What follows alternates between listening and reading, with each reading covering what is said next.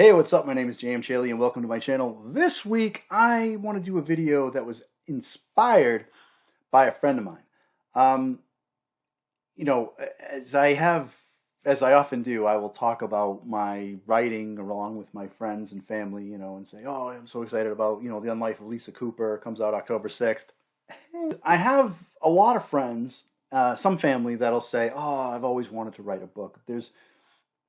There's one in particular that will almost always say, I've always wanted to write a book. I got this idea. I want to write this book down. And I started thinking about that. There's so many folks out there that have a book in their head. And this is kind of like a different kind of writer's block, isn't it? Where you're not in the middle of a manuscript and you kind of hit a wall. You haven't even started yet. And honestly, you've had this sort of block for years, maybe. Now, a lot of people will say something like, if you want to write, just write. Sit down and start writing. Yay. Well, it's not that easy, because if it was, then everyone would be doing it, right? This friend of mine would have a completed manuscript already if all he had to do was just sit down and write. That's not the problem. And I drew this correlation when I was having sort of my own writer's block recently, when the block wasn't because I wasn't in the mood to write or I was feeling sluggish. I knew I wanted to write. I just didn't know how to open the scene, this particular scene that I was working on. Now, is that really writer's block? I don't know, but I wasn't writing, so that was the end result. And I'd sit and I'd stare at my manuscript and I'd be like, I don't even know how to start this scene off. What words do I type? And so I kind of had to sit back and think about what that scene looked like in my head and what made sense and go over my outline and do a bunch of stuff. And I realized, could this method be applied to someone who's never written a manuscript before and wants to and doesn't know where to start? Because it's kind of the same problem, right? We know what we want to write. We know the story, sort of. But we don't know where to start.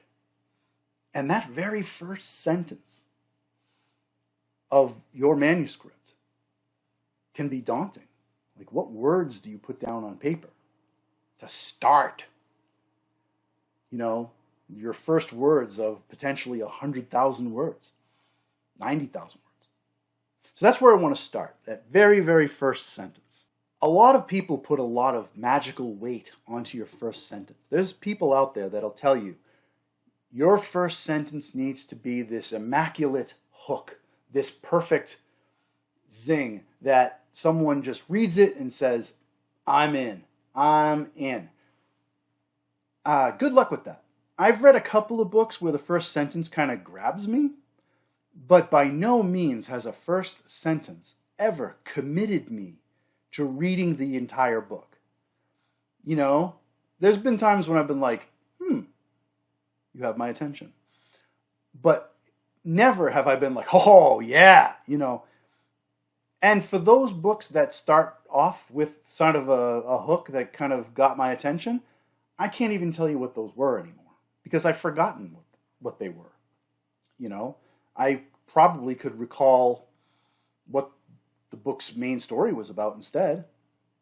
But that first sentence, don't beat yourself up over that first sentence. It's really the first chapter that needs to grab someone. Are they going to turn the page to chapter 2 if the first chapter hasn't grabbed them? So you've got the length of your chapter really to grab somebody. But I'm getting ahead of myself. Before we even start talking about writing, you need to understand, you need to know what your first scene is, your opening scene. If someone walked up to you on the street and said, hey, I heard you have an idea for a book, could you tell them about that, like as an elevator pitch? Do you know the story well enough in your head? If you don't, maybe it's not time to start writing. Maybe it's time to sit back and think. Maybe write some notes down. Maybe write an outline down. Now, if you're going to be destined to be a pantser, meaning you write from the seat of your pants and you don't use notes, maybe that's not the approach for you. But at least spend some time in your own head thinking about what this story is if you're not completely sure yet, if you haven't rounded out everything from a 10,000 foot view. You don't have to get into the nitty gritty yet. But if you can't do an elevator pitch on this, then you need to think about it some more, and that's okay. But let's say you do know, very in broad strokes, what this story is about. Yeah, I have an idea for a space cowboy who discovers that there's a colony of vampires on the Martian moon of Phobos. Right? So boom, there's your story. And the details beyond that, maybe you know them, maybe you don't, but that's your pitch. The next question you might want to ask yourself is, okay, what are some of the details around this? What's the name of my character, okay? What's his deal? Why does he care about the vampires on Phobos? Well, let's say your main character's name is Roy McSixpack, and his brother was killed by vampires. So even though he should be wrangling, longhorns on Deimos, the other moon of Mars, right? We're making this up. And when he discovers there's vampires on the moon of Phobos, he kind of wants to leave his herd behind and go fight vampires instead of doing his cattle gig. Okay, so now you know what your story is, at least in broad strokes. Now, when you come to write, when it's time to write, this is, don't be intimidated by this. Again, the thing about, and I did a video on first drafts, I'll put it up here. Don't be intimidated by what you're going to write, because you're going to put out stuff that's just not your best. And that's okay. The purpose of your first draft is to exist. So you can make mistakes, you can write things poorly, you can go back and edit them later. I think it was Jodi Picoult that said, I can't edit a blank page. But where do you start? What's the first thing you write? So if you're not sure, I'm going to tell you. Right? And this is a tip. And it doesn't matter if you're writing the horror genre, romance, a western, sci-fi, fantasy, whatever, anything.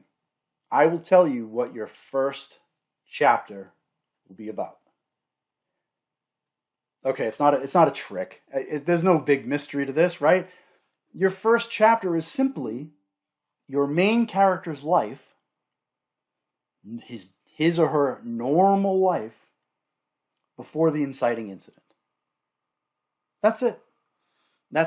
There's a great, I love The Office, the television show The Office, and there's if you're familiar with it, there's, in the later seasons, there's this romantic arc between two characters, Gabe and Erin, and they play these games like Scrabble and stuff like this, and the winner of the game gets to determine which movies they get to watch on date night. And Gabe keeps winning, and he keeps picking horror movies, and Erin doesn't like the horror genre, and she says something to the effect of, well, I like the beginnings, when everything's nice and happy and everyone's a happy family. There's your chapter 1, right? That's before the inciting incident, the normal life, right? In The Shining, before Jack Torrance goes insane, right? He's just trying to write a novel, right? There's your beginning. In Jaws, right? Chief Brody moves to New York City and he's trying to get the lay of the land on the island of Amity, and the shark hasn't attacked yet, but we see him in his normal life dealing with the mayor and his wife, and they're adjusting to the new life that they have with their kids, right? We get to see that. Now, the normal life that you show should not be mundane details that don't matter to the story. In other words, you're not going to show your character getting up out of bed and brushing their teeth. What you're going to show is something that's juxtaposed against or contrary to how their life will change after the inciting incident. I'll give you an example of The Incredibles, the movie The Incredibles. Now, when the movie opens up, we see a scene kind of in the past where Mr. Incredible and Elastigirl and Frozone, they're fighting, right? Some supervillain, right? And we see them in action. that's kind of like your prologue, okay? So let's put a pin in that. That's a whole other thing. But your chapter one is really the beginning. After all that, superheroes have kind of been outlawed. It's present day.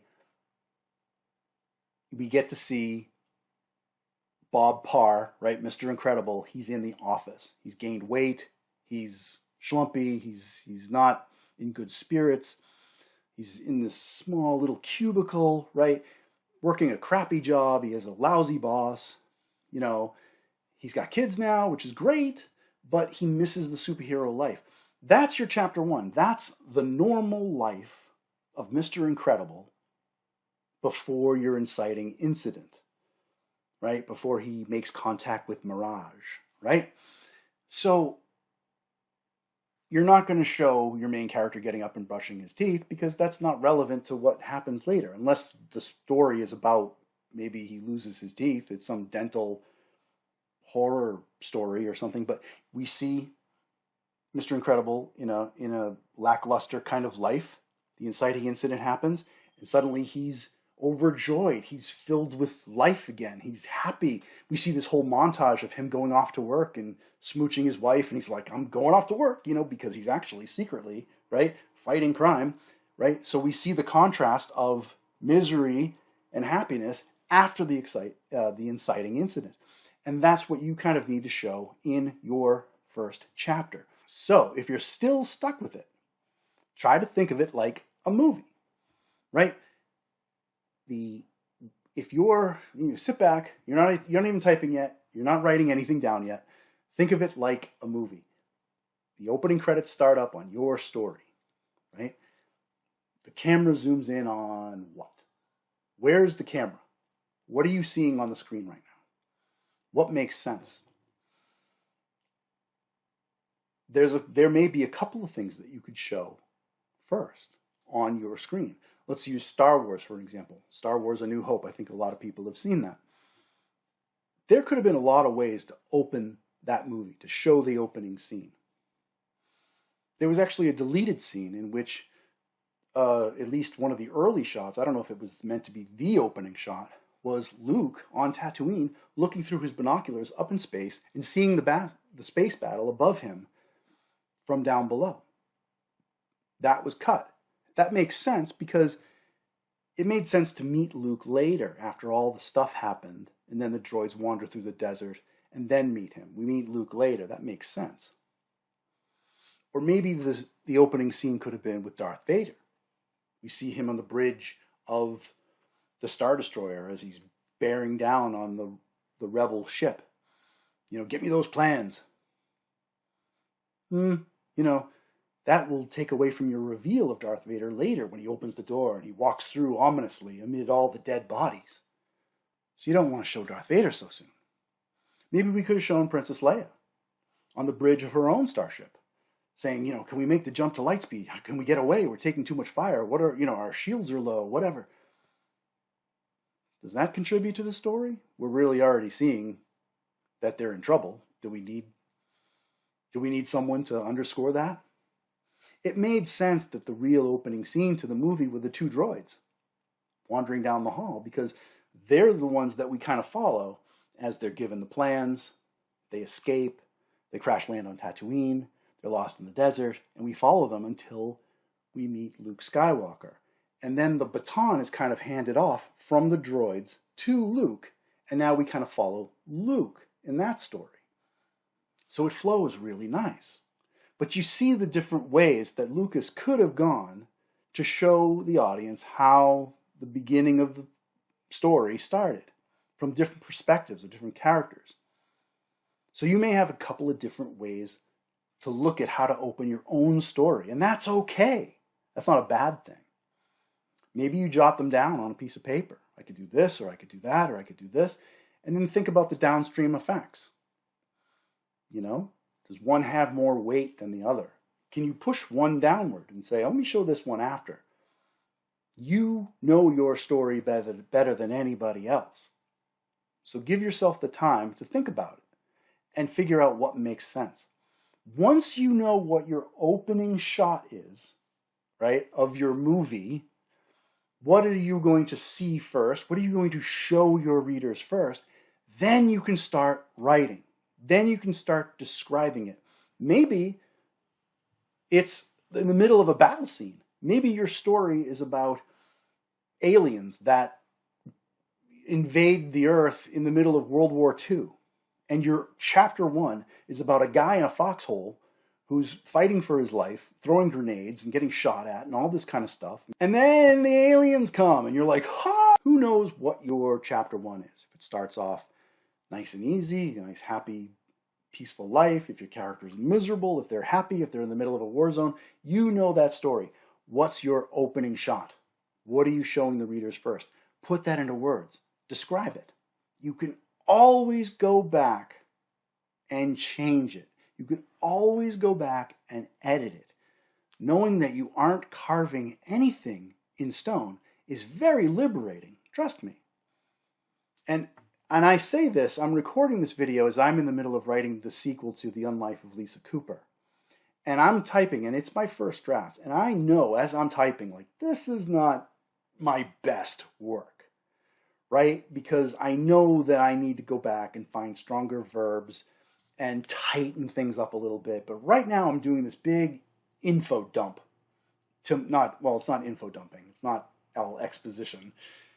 I'm doing this big dump of story, right? The first draft is you telling yourself the story, right? Then you make it presentable to other people, right? But in the very, very beginning, take that opening shot and describe it in your own words to yourself. Then, later on down the line, you'll go back and edit it and tighten it up, and that's okay. There's your introductory shot, right? The next scene you're going to do is whatever bridges your opening scene, showing the normal life of the main character. The next scene bridges that scene to your inciting incident.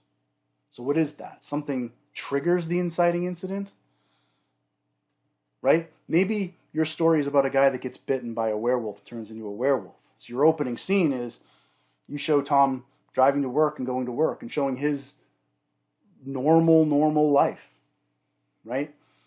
Or maybe he's not even in an office. Maybe he's a plumber, whatever. He's working, he's installing a sink, whatever. Then he goes, what's that? How do you get from installing a sink to getting bitten by a werewolf? Maybe he goes on a hike in the woods with his dog, right? Maybe he goes camping, right? There's your next scene that's going to open up the inciting incident. Maybe you already know what this is. Put that one into words, or put it into a outline. Flesh that out. It's okay to outline stuff and flesh it out before writing. Depends on your style. You're a pantser or a plotter. These are not all one-size-fits-all tips.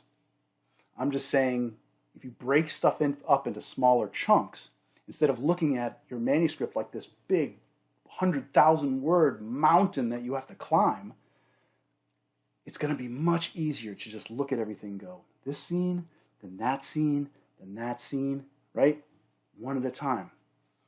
Bridge that opening scene to your inciting incident.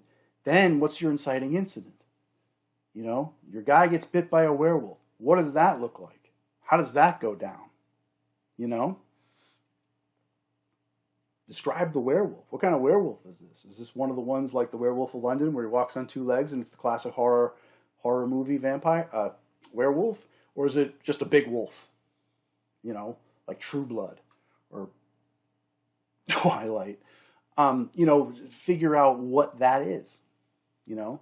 Then describe the new normal. It's after the inciting incident. What changes? You know, your character's now been bitten by a werewolf. What changes are now happening? Right?